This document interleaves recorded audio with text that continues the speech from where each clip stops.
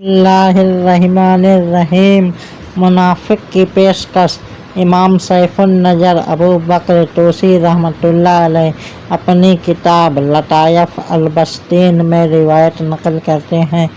منافقین مدینہ میں سے ایک شخص نے حضرت علی کرم اللہ وجہہ الکریم کو مشورہ دیا کہ اے علی، تو معدن علم و فضل اور عرب کا شجاع ترین انسان ہے، بنت رسول سے نکاح کر کے تجھے کیا حاصل ہوا؟ اس کو چھوڑ دے اور میری لڑکی سے شادی کر لے۔ میں شام ہونے سے پہلے پہلے اپنے گھر سے لے کر تمہارے گھر تک سامان جہیز سے لدی ہوئی اونٹوں کی قطار کھڑی کر دوں گا۔ جناب علی کرم اللہ وجہہ الکریم نے فرمایا،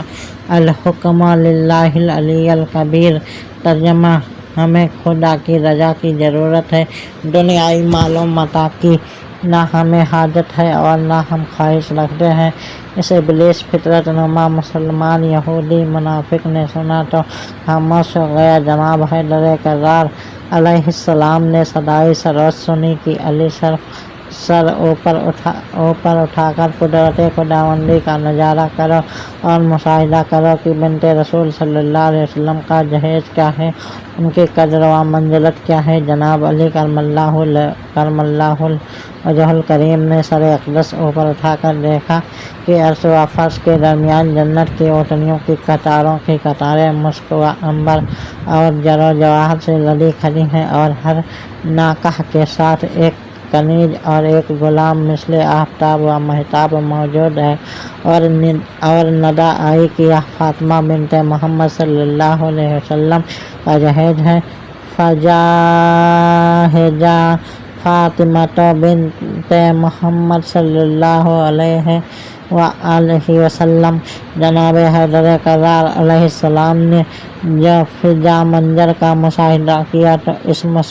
اس منافق کی طرف سے منہ موڑ کر انتہائی مسرت کے عالم میں گھر لوٹ آئے۔ گھر پہنچے تو سیدۃ النساء العالمین مخدومہ کائنات حضرت فاطمہ الزہرا سلام اللہ تعالی علیہا نے پہلے ہی یہ منظر دیکھ چکی تھیں، اس لیے مولا کائنات علیہ السلام کے بتانے سے پہلے ہی فرمایا، یا علی، آپ مجھے بتائیں گے یا میں آپ کو بتاؤں؟ جناب علی کرم اللہ وجہہ الکریم نے فرمایا، آپ ہی بتا دیں۔ تو آپ نے فرمایا کہ ایسے ایک منافق نے آپ کو مشورہ دیا جس کا آپ نے انکار کر دیا، تو اللہ تبارک و تعالیٰ نے آپ کو میرے جہیز کا منظر دکھایا۔ حضرت علی کرم اللہ وجہہ الکریم نے فرمایا کہ آپ ٹھیک فرماتی ہیں، بنت رسول صلی اللہ علیہ وسلم کی عزت کا خدا تعالیٰ کو جس طرح پاس ہے اس کا اندازہ نہیں کیا جا سکتا۔ ایسا کوئی بھی موقع جس میں سیدہ فاطمہ زہرا کی عزت کا سوال آتا ہو تو اللہ تعالیٰ فوراً ہی ایسے اسباب پیدا فرما دیتا ہے جس سے آپ کی عزت و عظمت پر حرف نہ آنے پاتا۔ ابو بکر طوسی در کتاب متین الحاج لطائف البساطین آرگودہ کے یکے از منافقین مدینہ علی را درخواستن فاطمہ ملامت کر دعا گفت، اے علی، تو معدن فضل دارے و شجاع مبارزہ عرب راج نخاستی کی چاشتن بس ہم نمی رسد، اگر دختر مرا بخاستی من چنا ساخت نے کی از در خانہ، تو ستر در ستر بورے پر از جہاز دختر من علی فرمود کی ای کار بد کبیر علی حکم رحل کبیر، مارا نظر بر مال و متاع دنیا ران نیست و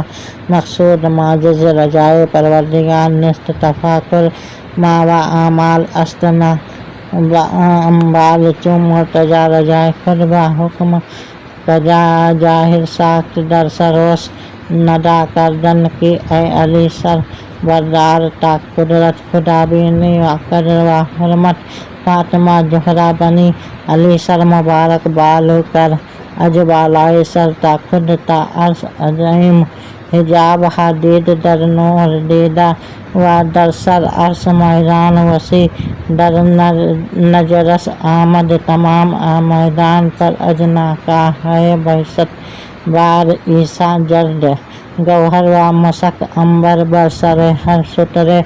در دست غلام تو سر و خراما ندانی کردند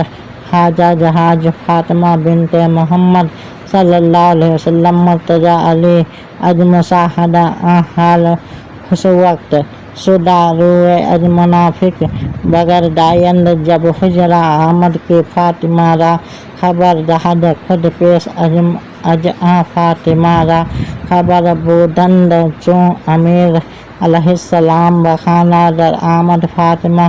گفت یا علی تومی گوئی یا من با گویم علی گفت تو بگو فاطمہ فرماد کہ اگرچہ سرجنش منافقان شنیدہ اما جہاز را این آیا دیدی روضۃ الشہداء صفحہ 95